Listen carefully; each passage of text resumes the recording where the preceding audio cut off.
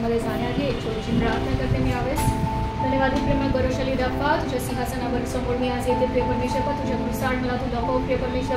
स्वर्गीय सामर्थ्याने आणि पवित्र आत्म्याच्या सामर्थ्याने मला तू भर प्रिय परमेश्वर. माझ्या मुखाच्या द्वारे निघणारे प्रत्येक शब्द प्रभू तुला मान्य असू दे प्रिय परमेश्वर. माझ्या जिभेचा ओठाचा विचारांचा ताकद होती. धन्यवाद तुझ्या नावाला देते प्रार्थना येशू ख्रिस्ताच्या नावाने मान्य. आजचा आपला प्रभू भोजनाचा रविवार आहे आणि सुरुवातीलाच आपण एक वचन वाचलं. इफिसकरास पत्राचा 2रा अध्याय आणि 13वं वचन. पहा, आता ख्रिस्तामध्ये तुम्ही एकेकाळी देवापासून दूर होता, ते तुम्ही ख्रिस्ताच्या रक्ताने त्याच्याजवळ आणले आहात. कशाने आणले आहात? आपण कसे होतो? त्याच्यापासून दूर होतो आणि आता काय झालं? त्याच्या जवळ आणले आहोत. कसे आणले आहोत? ख्रिस्ताच्या रक्ताद्वारे. आजचा आपला विषय काय आहे? पॉवर ऑफ ब्लड, रक्ताचं सामर्थ्य. आज सायन्सचा क्लास लागणार आहे. किती लोक सायन्स स्टुडंट आहेत आपल्याकडे? सायन्स विषय तर होताच ना प्रत्येकानं, पण आहे कोणी स्पेसिफिकली सायन्स BSc वगैरे कोणी केलेलं? सायन्स नाही ना? ठीक आहे, मी पण नाही, मी कॉमर्स स्टुडंट आहे.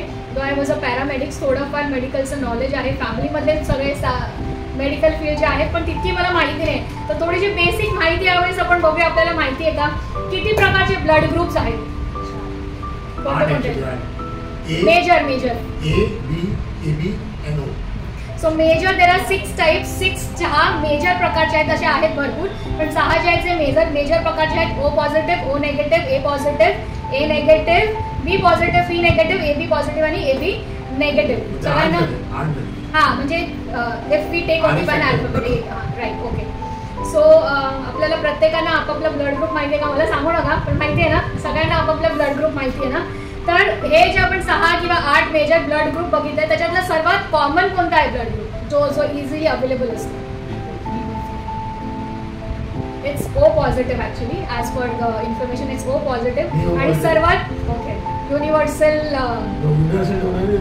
O negative, all positive. So okay. And the rarest blood group, फार क्वचित एस्पेशली भारतामध्ये मिळतं, इट्स AB नेगेटिव्ह. ठीक आहे, तर ही थोडीशी सायन्सची माहिती झाली. थोडंफार चुका असू शकतात त्याच्यामध्ये.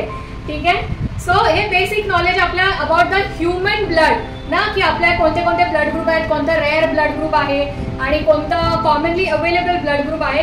आज आपण असं एक रक्त बघणार आहोत ज्या रक्ताबद्दल आपण भरपूरदा आपण ख्रिस्तीच आहोत ना जन्मताच, तर आपण येशूच्या रक्ताबद्दल भरपूर काही ऐकलं असेल. तर आज बघू की पवित्र आत्म्याच्या द्वारे आपल्याला काही नवीन शिकायला मिळतं का त्याच्यामधून ना.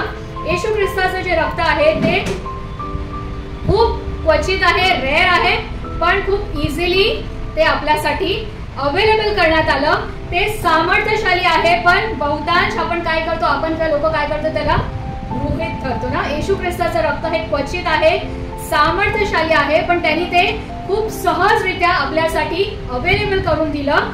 ते सामर्थ्यशाली आहे, पण आपण काय करतो, त्याला ग्रांटेड घेतो. आपण आज येशू ख्रिस्ताच्या ब्लड लाईक ब्लड ग्रुप देऊ ना. JC positive, Jesus Christ positive. So physically scientifically आपला कुठलाही ब्लड ग्रुप असला, but with our B positive, AB positive, whatever जे पण आपलं ब्लड ग्रुप आहे त्याच्यासोबत काय झालं पाहिजे, JC पॉझिटिव्ह जे काय आहे ते मिक्स झालं पाहिजे. तर येशू ख्रिस्ताच्या रक्ताचं सामर्थ्य जर आपल्याला पाहिजे आहे, तर माझा जर AB पॉझिटिव्ह आहे, so along with that I need the AB positive to proclaim that Yeshu ख्रिस्ताच्या रक्ताचं सामर्थ्य प्रगट करण्यासाठी. इब्री लोकांस पत्र याचा 9वा अध्याय आणि 22वं वचन आपण वाचू यावेळेस. इब्री लोकांस पत्र 9वा अध्याय आणि 22 वचन. नियमशास्त्राप्रमाणे रक्ताने बहुतेक सर्व काही शुद्ध होते आणि रक्त ओतल्यावाचून पापक्षमा होत नाही. Without shedding of blood there is no forgiveness. रक्त शिंपडल्याशिवाय क्षमा मिळत नाही असं परमेश्वराचं वचन सांगतं. पवित्र शास्त्रामध्ये सर्वात आधी रक्तपात किंवा रक्त कधी सांगण्यात आलं? त्याच्या आधी आदामाने जेव्हा पाप केलं तेव्हा परमेश्वराने त्याची उत्पत्तीमध्ये काईन आणि अबेलाच्या पण आधी उत्पत्ती 3:21 ज्या वेळेस आदाम आणि हवेने पाप केलं आणि त्यांना कळतं ते नग्न आहे, तर येशू ख्रिस्त त्यांना कशाचे कपडे घालतो? ते असंच नाही ना, त्याच्यासाठी काय करतो, तो निर्दोष कोकराचा बली देतो ना. त्यामुळे त्या ठिकाणी सर्वात पहिला सिनलेस ब्लड, जे पापरहित जे रक्तपात जे झाला ते उत्पत्तीमध्ये सर्वात पहिल्यांदा झालं. देवानी मनुष्याला त्याच्याबरोबर सहभागिता करण्यासाठी बनवलं ना. येशू ख्रिस्ताने सॉरी देव पित्याने मानवाला देवाबरोबर सहभागिता करण्यासाठी बनवलं. पण काय झालं, आपण पाप केलं, माणसाने पाप केलं, आदामाने आणि हवेने त्यावेळेस पाप केलं उत्पत्तीमध्ये आणि ते देवाच्या गौरवापासून वंचित झाले. रोमकरास पत्र 3:32 मध्ये आपल्याला माहिती आहे ना, देवाच्या सर्वांनी पाप केला आणि देवाच्या गौरवाला ते उणे पडले आहेत. देवाने मानवाला बनवलं सहभागिता करण्यासाठी. मनुष्याने काय केलं, पाप केलं आणि ते देवाच्या सहभागितेपासून दूर झाले. पण त्याचं देखील प्रोव्हिजन जुन्या करारामध्ये देवाने केलं by giving a provision of forgiveness of sin. पापांची क्षमा करण्यासाठी त्यांनी काय केलं, लेवीच्या पुस्तकामध्ये जर 4था अध्याय आपण वाचला लेवीचा, तर त्यांनी काय केलं, पापासाठी पाप क्षमेचं अर्पण ना ह्याची आज्ञा दिली की तुम्ही जर पाप करता तर तुम्हाला काय केलं पाहिजे, अर्पण दिलं पाहिजे, कोकरा बळी दिली पाहिजे. कारण आपण ते वचन वाचलं की रक्त शिंपडल्याशिवाय पापांची क्षमा नाही. हिब्रूज 9:20 इब्री लोकांस पत्र 9:22 मध्ये रक्त शिंपडल्याशिवाय पापांची क्षमा मिळत नाही. देवानी मानवाला बनवलं सहभागितेसाठी. मानवाने पाप केलं, देवाच्या सहभागितेपासून ते दूर गेले. देवानी पाप क्षमेची देखील योजना केली. पाप क्षमेसाठी त्यांनी पाप क्षमेचा अर्पणाचा सिन ऑफरिंग बद्दल त्यांनी आपल्याला आज्ञा दिली जुन्या करारामध्ये ना. पण त्याच्याद्वारे पापांची क्षमा होत होती. पाप क्षमेचं जे अर्पण होतं त्याच्याने पापाची क्षमा होती. परंतु देवाचं जे मेन पर्पज होतं मानवाला घडवण्याचं, ते काय होतं, सहभागिता. पापांची क्षमा होती त्या कोकराच्या अर्पणाच्या द्वारे.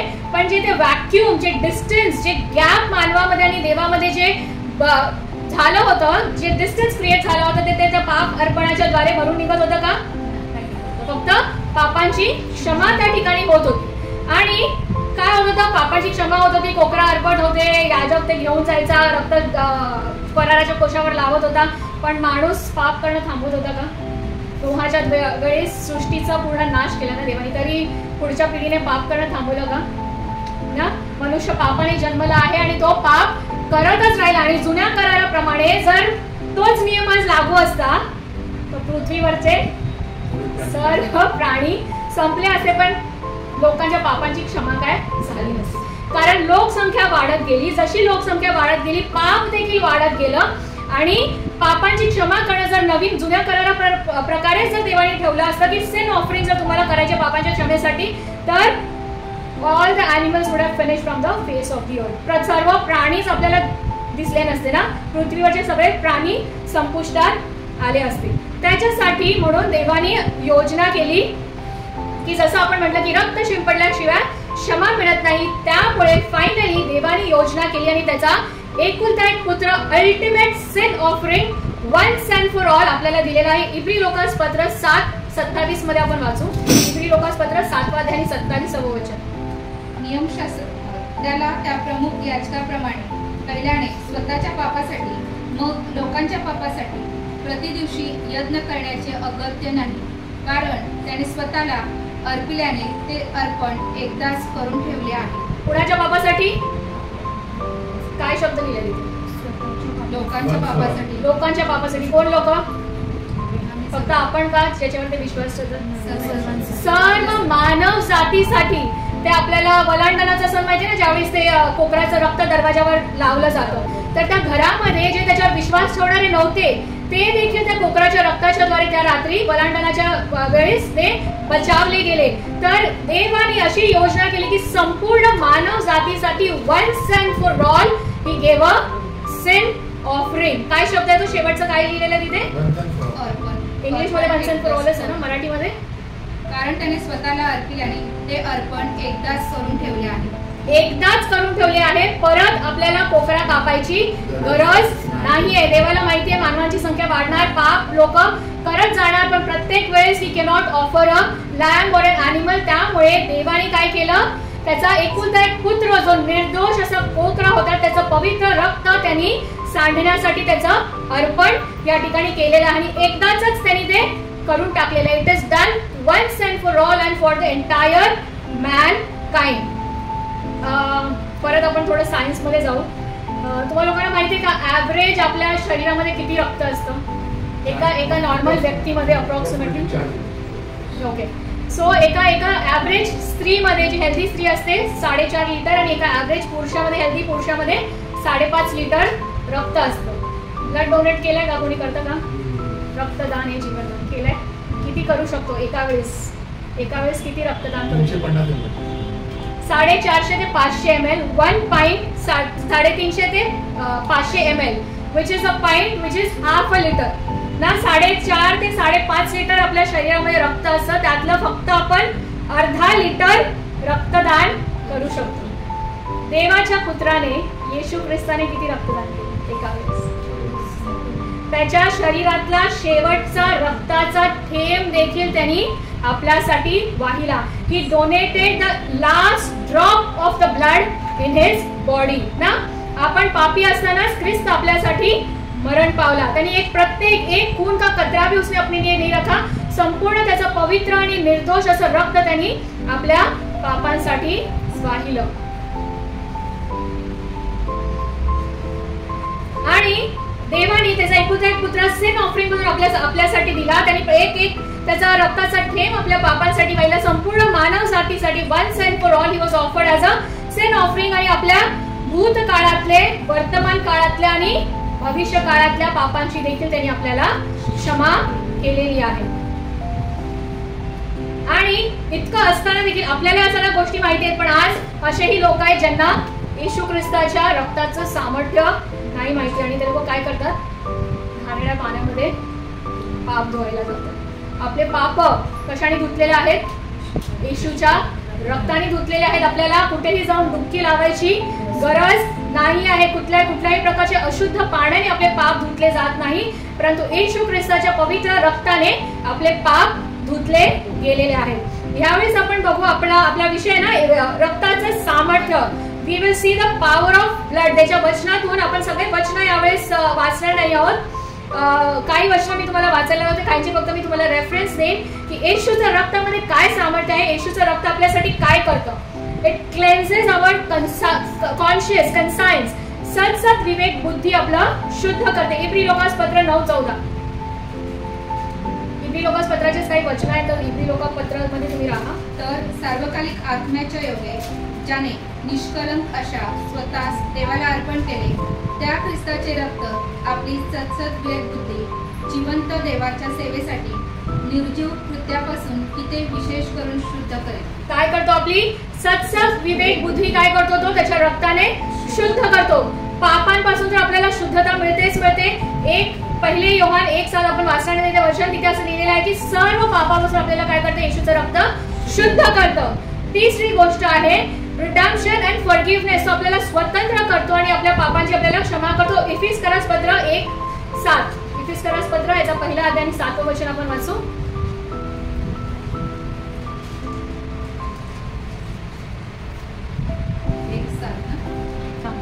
त्याच्या कृपेच्या समृद्धीप्रमाणे त्या प्रियकराच्या ठाई त्याच्या रक्ताच्या द्वारे खंडणी भरून मिळवलेली मुक्ती म्हणजे आपल्या अपराधांची क्षमा आपल्याला मिळाली नाही. काय होतंय? आपल्याला तिथे मुक्तता मिळते, आपल्या पापांची क्षमा मिळते येशूच्या रक्ताच्या द्वारे.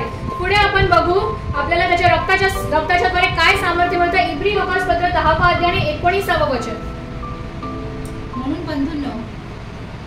बंधुजन हो, त्याने पडद्यातून म्हणजे स्वदेहातून जो नवीन व जीवनयुक्त मार्ग आपल्यासाठी स्थापित केला, त्या मार्गाने परम पवित्र स्थानात येशूच्या रक्ताद्वारे प्रवेश करण्याचे आपल्याला धैर्य आले आहे. काय दिलेलं आहे? येशूच्या रक्ताच्या द्वारे त्यांनी आपल्याला धाडस दिलेलं आहे, बोल्डनेस. कुठे जाण्यासाठी? To enter the holy of holies. परम पवित्र स्थान. आपल्याला जुन्या करारात माहिती आहे ना, परम पवित्र स्थानामध्ये फक्त कुणाला एंट्री होती? फक्त महायाजकाला तिथे जायची अनुमती होती. पण आज येशूच्या रक्ताच्या द्वारे त्यांनी आपल्याला बिनधास्तपणे पवित्र अति पवित्र स्थानामध्ये प्रवेश करण्याची मोकळीक दिलेली आहे. पुढे आपण बघू इब्री लोकासपत्र 13:12 मध्ये की तो आपल्याला काय करतो? शुद्ध करतो. He sanctifies us with his own blood. इब्री लोकासपत्र 13:12. म्हणून येशूनेही स्वरक्ताने लोकांना पवित्र करावे म्हणून वेशीबाहेर मरण सोसले. काय करावे? स्वरक्ताने लोकांना पवित्र करावे. तो सॅन्क्टिफाय करतो, आपल्याला त्याच्या रक्ताच्या द्वारे पवित्र करतो. पुढे आपण बघू प्रगटीकरण याचा पहिला अध्याय आणि 5वं वचन. He washed us our sins in his own blood. येशूच्या रक्ताने आम्हाला पापापासून मुक्त केलं आहे. प्रगटीकरण 1:5 आणि रोम 5:9. आणि विश्वासनीय साक्षी मेलेल्यांमधून प्रथम जन्मलेला व पृथ्वीवरील राजाचा अधिपती येशू ख्रिस्त त्याच्यापासून तुम्हाला कृपा व शांती असो, जो आपल्यावर प्रीती करतो, ज्याने आपल्याला रक्ताने पुन्हा आम्हाला पापातून मुक्त केले. काय केलेलं आहे? रक्ताच्या द्वारे पापातून आपल्याला मुक्त केलेलं आहे. पुढे आपण बघू रोमकरास पत्र 5:9. We are justified by his blood. त्यांनी आपल्याला काय केलेलं आहे? त्याच्या रक्ताच्या द्वारे नीतिमान ठरवलं आहे. रोम 5:9.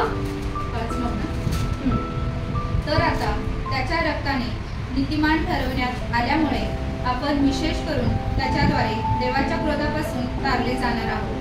काय त्याच्या क्रोधापासून आपण तारले जाणार आहोत. त्यांनी आपल्याला काय केलेलं आहे? नीतिमान ठरविलेलं आहे. तर येशूच्या रक्तामध्ये एवढं सामर्थ्य आहे की ते आपलं सत्संग विवेक बुद्धी शुद्ध करते, सर्व पापापासून आपल्याला शुद्ध करतं, आपल्या पापांची क्षमा मिळते, आपल्याला तो स्वतंत्र करतो. येशूच्या रक्ताच्या द्वारे आपण काय करू शकतो? बिनधास्तपणे अतिपवित्र स्थानामध्ये प्रवेश करू शकतो. त्याच्या रक्ताने तो आपल्याला शुद्ध करतो आणि त्याच्या रक्ताने आपल्याला मुक्त केलेला आहे आणि नीतिमान ठरविलेला आहे. पण ह्या सर्व पापांची क्षमा मिळते, शुद्ध होतो, मुक्त होतो, हे आपण सर्व लहानपणापासून ऐकत आहोत ना. म्हणजे सर्वात पहिलं वचन आपण वाचलं इफिसकरास पत्र 2:13. देवाची योजना काय होती? मानवाला घडवण्यामागे देवाची योजना काय होती? सहभागिता. देवाची योजना मानवाला घडवण्यामागे काय होती? सहभागिता होती. पण पापाच्या द्वारे काय झालं? पापामुळे ती सहभागितापासून आपण दूर गेलो. त्याचा प्रोव्हिजन गॅप आला. त्याचं प्रोव्हिजन सिन ऑफरिंग देवाने केलं पापांची क्षमेसाठी. पण जसं आपण बघितलं त्या पापाची क्षमेच्या अर्पणाद्वारे देखील ते गॅप मिटत होता. काय? पापांची क्षमा होत होती, पण तो डिस्टन्स, ती सहभागिता, ती पोकळी भरून निघत होती काय? नाही निघत होती. मग शेवटी त्यांनी काय केलं? अल्टिमेट सिन ऑफरिंग दिलं आणि त्याची ती जी प्रथम योजना होती सहभागितेची, ते या वचनामध्ये जे आपण सर्वात पहिला वाचलं इफिसकरास पत्र 2:13. आपण पुन्हा वाचू ते वचन. परंतु जे तुम्ही पूर्वी दूर होता. काय होता? दूर होता. कशामुळे? पापामुळे. ते तुम्ही आता ख्रिस्त येशूच्या ठाई ख्रिस्ताच्या रक्ताच्या योगे जवळचे. आता काय झालेले आहात? जवळचे झालेले आहात. कशामुळे? येशूच्या रक्तामुळे. सो फायनली देवाची जी योजना होती मानवाला घडविण्याच्या मागे, त्याच्यावर सहभागिता करण्याची, ती कशाने पूर्ण झाली? पोकळाच्या रक्ताने झाली का? सिन ऑफरिंगने झाली का? कशाने झाली? येशूच्या रक्ताच्या द्वारे ती जी पोकळी होती ती भरून निघाली आणि देवाचं जे पर्पज होतं मानवाला घडवण्यामागे ते या ठिकाणी फुलफिल झालेलं आहे by the blood of Jesus Christ. आपण परत काय झालेलं? जे दूर होते ते ख्रिस्ताच्या रक्ताने त्याच्या जवळ आपण आणले आहोत. लेवी याचा पुस्तकाचा 17वा अध्याय आणि 11वं वचन आपल्याला सांगतं की for a life of a creature is in the blood. कारण शरीराचं जीवन रक्तात असतं. जीवन, आपल्या शरीराचं जीवन कशामध्ये आहे? रक्तात आहे. भले 4.5-5 लिटर रक्त आहे आपल्या शरीरामध्ये, पण त्याच्यामध्ये काय आहे? जीवन आहे ना, लाईफ आहे. आणि जर आपल्या शरीरामध्ये रक्त नसेल तर काय होतं? जर रक्ताची कमी असेल, हिमोग्लोबिन चेक करतो ना आपण. काहीही इन्फेक्शन झालं सर्वात पहिला काय करतो आपण? CBC हिमोग्लोबिन टेस्ट करतो ना. आणि हिमोग्लोबिन जर कमी असेल तर काय होतं? वीकनेस येतो. आपली इम्युनिटी जी आहे ती, रोग प्रतिकार शक्ती जी आहे ती कमी होते. आपण अॅनिमिक होतो. मी होती अॅनिमिक लहानपणापासून. माझे खायचे पेशी खूप नखरे होते आणि त्यामुळे माझं HB जे आहे ते नॉर्मली फिमेलमध्ये 12+ असलं पाहिजे, ते माझं कधी 8च्या वर नसायचं. 8 इज व्हेरी लो. 8च्या वर माझे डोळे असे पांढरे फटफटीत, नख असे पांढरे फटफटीत असायचे, कडकी सुकडी मी होती एकदम. आणि माझं ब्लड नेहमी, माझं शरीरामध्ये हिमोग्लोबिन जे आहे रक्ताची कमी असायची आणि त्यामुळे काय होतं? माझं रोग प्रतिकार शक्ती खूप कमी झालेली. एकदा तर माझं 6 वरती गेला आणि मला हॉस्पिटलाइज करावं लागलं होतं आणि डॉक्टरांनी सांगितलं जर रक्त नाही वाढलं तर ब्लड चढवावं लागेल, ब्लड डोनेट करावं लागेल. आणि जेणेकरून माझ्या शरीरात रक्त कमी होतं म्हणून माझी रोग प्रतिकार शक्ती कमी होती, माझ्यामध्ये तो अशक्तपणा होता. त्याच्यामुळे मला काय झालं? I was infected. जेव्हा आपली रोग प्रतिकार शक्ती कमी असते त्यावेळेस आपण काय होतं? आजाराला बळी पडतो. आणि त्याच्याचमुळे मला I got infected with pulmonary tuberculosis. छातीचा मला TB झाला होता आणि ती साक्ष तुम्हाला माहिती आहे आशा या गाण्याच्या द्वारे ना. तर आपल्या शरीरातलं मानवी रक्त जर कमी असलं तर काय होतं? इम्युनिटी आपली कमी होते आणि आपण बाहेरच्या रोगांना काय होतो? We become prone to those diseases. तर येशू ख्रिस्ताचं बहुमूल्य रक्त जर आपल्यावरती नाही आहे, देवाने बलिदान केलेलं आहे, आपल्या पापांची क्षमा केलेली आहे, परंतु आपल्याला त्या रक्ताला काय करायचंय, गृहीत नाही धरायचंय. We have to apply the blood of Jesus upon every area of our life. आपल्या आयुष्यातील प्रत्येक क्षेत्रावरती आपल्याला काय करायचं, येशू ख्रिस्ताच्या पवित्र रक्ताचं सामर्थ्य आपल्याला क्लेम करायचं आहे, लावायचं आहे. आज जर आपण येशूच्या रक्ताने झाकलेले नाही आहोत, येशूच्या रक्ताखाली जर आपण नाही आहोत, तर काय होतं, आपली आत्मिक इम्युनिटी जी आहे ती काय होते, कमी होते. आणि मग आपण काय होतो, वी बिकम प्रोन ऍक्सिडेंट्स आणि मग श्राप आणि मग आजार, या सर्व गोष्टींना आपण काय होतो, बळी पडतो. त्यामुळे येशू ख्रिस्ताने जे बलिदान त्याचं दिलेलं आहे, बहुमूल्य रक्त असंच आणलेलं नाहीये ना, त्याचं सामर्थ्य संपलेलं नाही आहे. 2000 वर्षापूर्वी जरी त्यांनी ते रक्त सांडलेलं आहे, परंतु त्या रक्तामध्ये आजही सामर्थ्य आहे. आपण पाहिलं की आपण मुक्त झालेलो आहोत, आपल्या पापांची क्षमा झालेली आहे, पण आपल्याला आता काय करायचं आहे, we have to apply that blood of Jesus. Yeshu ख्रिस्ताचं रक्त आपल्याला त्याची घोषणा करायची आहे आपल्या व्यवसायावरती, आपल्या घरावरती, आपल्या कामधंद्यावरती, आपल्या पैसे अडक्यावरती, आपल्या परिवारावरती, आपल्या शरीरावरती, जीव प्राण आत्म्यावरती आपल्याला काय करायचंय, आपल्या प्रत्येक गोष्टीमध्ये येशू ख्रिस्ताचं रक्ताचं कव्हरिंग असणं खूप गरजेचं आहे ना. इयोबाबद्दल देवाने लिहिलेलं आहे ना, इयोबाकडे जेव्हा सैतान जायचा प्रयत्न करतो त्यावेळेस सैतान शिरू शकत नाही. का शिरू शकत नाही, आता ते वचन मी रेफरन्स काढलेलं नाही, पण ज्यावेळेस आपण बघू, सैतान जेव्हा इयोबाला त्रास द्यायला जाण्याचा प्रयत्न करतो तर तो जाऊ शकत नाही. का, कारण देवाने काय केलेलं असतं, त्याच्या अवतीभोवती काय लावलेलं असतं, फेन्सिंग लावलेली असते, सुरक्षा कवच ना. आज भरपूर लोक सुरक्षा कवच घालतात ना, नजर अम्युलेट्स बघितले ते, blue and black evil eye protection ना, हातात घालतात, गळ्यात घालतात, घराच्या बाहेर लावतात. त्याच्यामध्ये किती सामर्थ्य आहे, ते प्रोटेक्ट करतं की नाही माहित नाही, पण मला नक्की माहिती आहे की येशूच्या रक्तामध्ये सामर्थ्य आहे. आणि तो फेन्सिंग जो इयोबाच्या भोवती देवाने लावलेला आहे, तसाच फेन्सिंग, ते कव्हरिंग येशूच्या रक्ताचं आपल्याला आज आपल्या भोवती, आपल्या आयुष्यातील प्रत्येक क्षेत्राभोवती लावणं फार गरजेचं आहे. ते आपलं काय आहे, सुरक्षा कवच आहे. येशूचं रक्त आपल्यासाठी सुरक्षा कवच आहे. आज आपण प्रभूच्या मेजामध्ये भाग घेणार आहोत ना. भले देवाने आपल्याला पापाची क्षमा केली, येशू ख्रिस्ताचं रक्त सांडलं, पण आपण पाप करणं थांबतो का? पाप आपल्याकडून कळत नकळत हे घडतच राहतं. सो हे प्रभूच्या मेजामध्ये भाग घेणं, it is kind of an act of sanctification, cleansing, शुद्धतेचं प्रतीक आहे, पवित्रकरणाचं प्रतीक आहे. तुम्ही कुणाला डायलिसिसचं प्रोसिजर माहिती आहे का? डायलिसिस बघितलंय कधी? मी तर खूप जवळून अनुभव केलाय ना, कारण माझी आई 7.5 वर्ष डायलिसिस वरती होती आणि 4 तास तिचं डायलिसिस व्हायचं. तर डायलिसिस काय असतं, एक मशीन असतं, जेव्हा तुमची किडनी फंक्शन नाही, तुमच्या किडनीचं काय फंक्शन आहे तुमच्या शरीरामध्ये, किडनी फिल्टरेशन ना, वेस्ट प्रोडक्ट्स जे आहे ते आपली किडनी काय करतात, आपल्या शरीरातून काढून टाकते. तर ज्या वेळेस तुमची किडनी व्यवस्थित फंक्शन करत नाही, तर ते डायलिसिसचं जे मशीन आहे ते काय करतं, तुमचं किडनीचं काम करतं. आणि मग काय होतं, किडनी व्यवस्थित फंक्शन करत नाही, त्यामुळे ते शरीरातलं जे वेस्ट प्रोडक्ट आहे किंवा जे पाणी आहे एक्स्ट्रा, ते प्रोसेस करत नाही. मग काय होतं, ते हातामध्ये आर्टरी आणि वेन जॉईन करतात, एक फिस्टुला बनवतात आणि 2 नळ्या टाकतात, पाईप टाकतात. मग आपल्या शरीरातलं रक्त एका पाईप मधून बाहेर निघतं, त्या मशीन मध्ये जातं, फिल्टरेशन होतं, बाहेर खाली बकेट लावलेली असते. मी हे बघत बसायची 4 तास, मम्मीचं डायलिसिस चालायचं ना त्यावेळेस. त्या रक्तामधून जे घाणेरडं वेस्ट प्रोडक्ट आहे किंवा जे एक्स्ट्रा पाणी आहे ते निघायचं, त्या बकेटमध्ये जायचं ना, आणि तेच रक्त पुन्हा शरीरामध्ये जायचं. तर दिस इज द प्रोसेस. आपण पाप करत राहतो, मानवी स्वभाव आहे, परंतु ज्यावेळेस आपण प्रभूच्या मेसामध्ये भाग घेतो त्यावेळेस पश्चातापी अंतःकरणाने आणि क्षमेच्या या क्षणी त्याच्याकडे आपण आलं पाहिजे. आणि जसं काय होतं, मशीनमध्ये ब्लड जातं, बाहेर पाणी, घाणेरडं पाणी बाहेर येतं आणि तेच शुद्ध रक्त. ज्यावेळेस आपण प्रभूच्या मेसामध्ये भाग घेतो, त्याच्या रक्तामध्ये ज्यावेळेस भाग घेतो त्यावेळेस आपलं काय झालं पाहिजे, शुद्धीकरण झालं पाहिजे ना.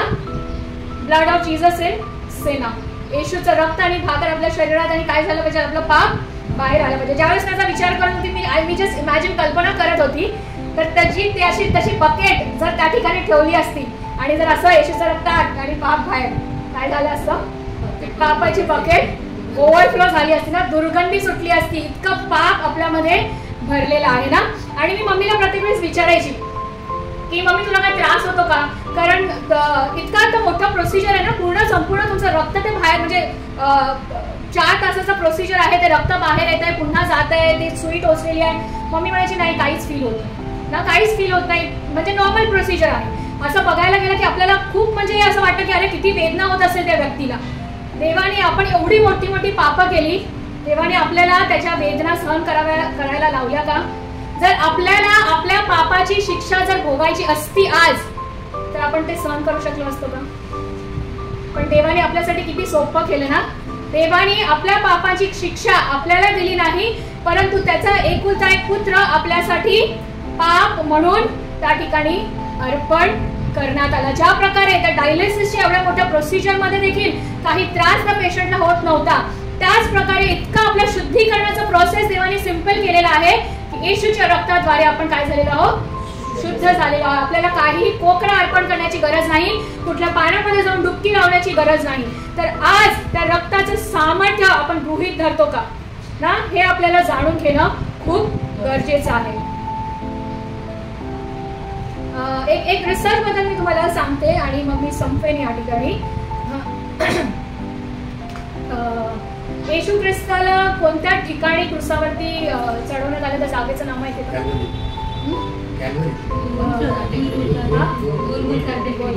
गोलगोथा. त्याच्या गोलगोथा या नावाचा अर्थ माहिती आहे का?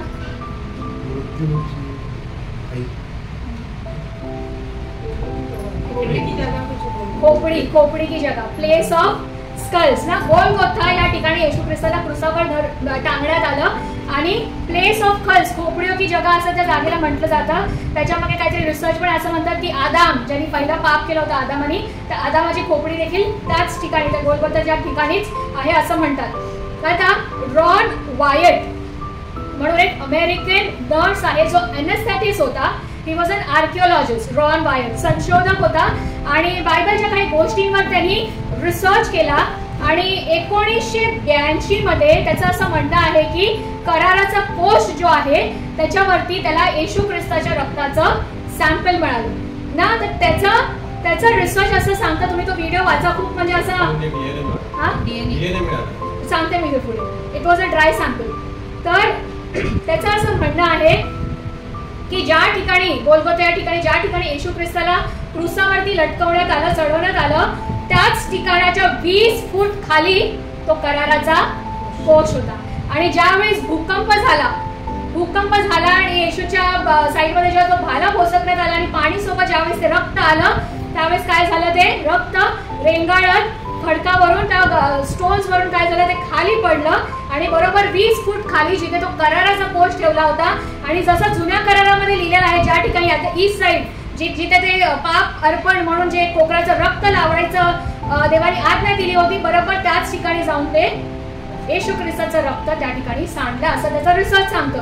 आणि तो कराराचा कोश त्याला सापडला आणि त्या ठिकाणी त्याला देवदूतांनी आज्ञा दिली, त्याप्रमाणे त्यांनी ते सगळं केलं आणि it was a dry blood ना, सुख रक्त होतं, ड्राय ब्लड. आणि dry blood is mostly dead blood. त्या रक्तामध्ये जीवन नाहीये. देवाचं वचन आपण सांगितलं लेवीच्या पुस्तकामध्ये काय सांगितलेलं आहे की रक्तामध्ये काय आहे, जीवन आहे, पण ते रक्त ज्यावेळेस सुकतं त्यावेळेस त्याच्यामध्ये जीवन नसतं. पण मग जसं देवाने त्याला आज्ञा केली, त्यांनी काय केलं, ते ड्राय ब्लडचं सॅम्पल घेतलं आणि इस्रायलच्या लॅबोरेटरीमध्ये गेलं चेक करण्यासाठी. आणि त्यांनी सांगितलं ड्राय ब्लड आहे, ह्याच्यामध्ये काहीच जीवन नाही. ते लॅबोरेटरीचे टेक्निशियन होते, त्यांनी सांगितलं काहीच याचा उपयोग नाहीये. पण तरी त्यांनी त्यांना रिक्वेस्ट केली, तुम्ही जे काही करू शकता ते करा, पण ह्याचं टेस्टिंग करा. त्या लोकांनी त्या ब्लडचं टेस्टिंग केलं, काय काय केमिकल्स त्याच्यामध्ये टाकले आणि टेस्टिंग केलं. आणि युजली एका नॉर्मल मनुष्याच्या ब्लड सॅम्पल्स मध्ये ज्यावेळेस आपण DNA टेस्ट करतो त्यावेळेस किंवा ब्लड सॅम्पलचं टेस्ट करतो तर क्रोमोझोम्स असतात, Y क्रोमोझोम, X क्रोमोझोम, थोडंफार माहिती असेल ना, sex डिटरमायनिंग X chromosome, Y chromosome असतं.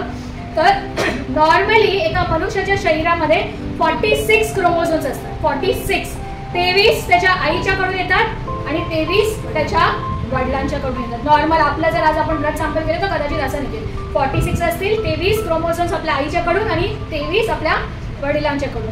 पण त्यावेळेस ज्यावेळेस ते रॉन वायटच्या सांगण्यावरून त्या लोकांनी इस्रायलच्या लॅबोरेटरीमध्ये येशू ख्रिस्ताच्या त्या ड्राय ब्लड सॅम्पलची टेस्टिंग केली, त्यावेळेस त्यांना असं जाणवलं की त्या टेस्टिंगचा रिझल्ट असा आला की त्या रक्तामध्ये फक्त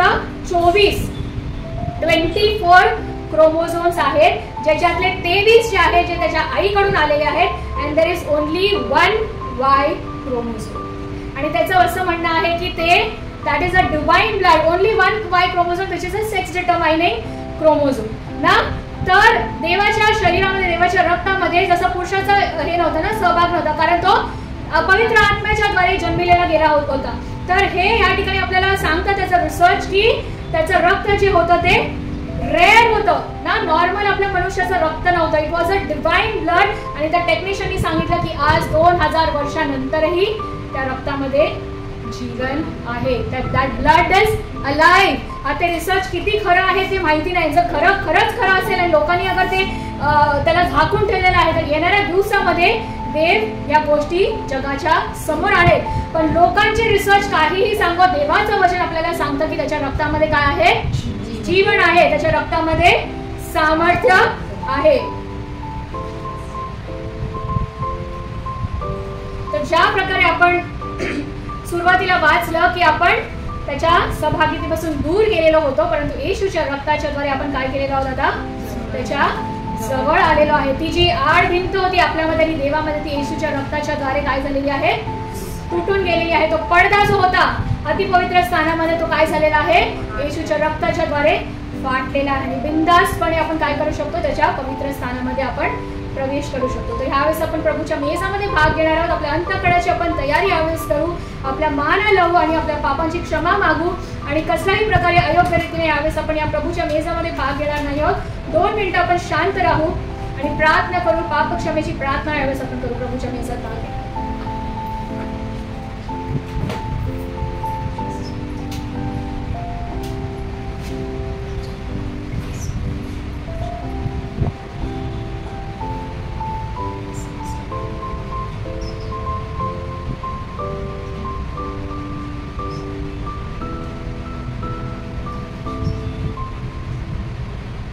मी विनंती करते नितीन दादा आणि विश्वास मामा पुढे येतील आणि आपल्याला सहाय्य करतील.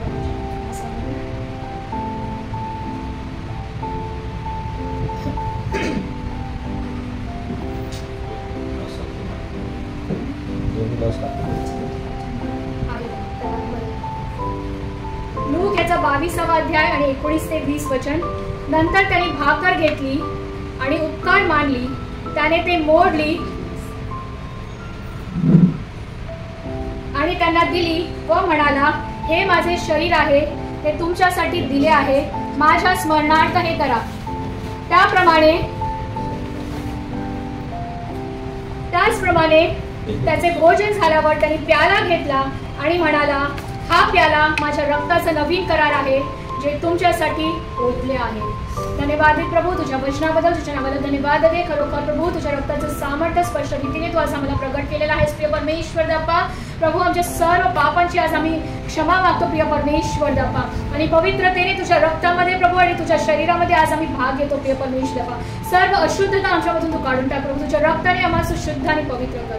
येशूच्या प्रिय नावात ही प्रार्थना मागते म्हणून तू मान्य कर. येशूच्या रक्ती भरली पुण्याचे कुंड सांड, जे पापी त्यात घातले, ते होती शुद्ध प्राण, ते होती शुद्ध प्राण, जे पापी त्यात घातले, ते होती शुद्ध प्राण. येशूचं शरीर जे क्रूसावर आपल्या पापांसाठी मोडलेलं आहे, आपण सर्व म्हणून यावेळेस घेऊ.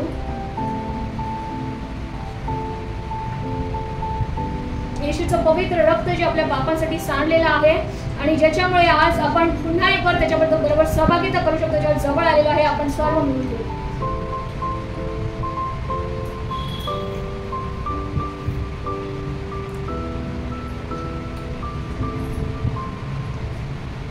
आपण सर्व यावेळेस बसू.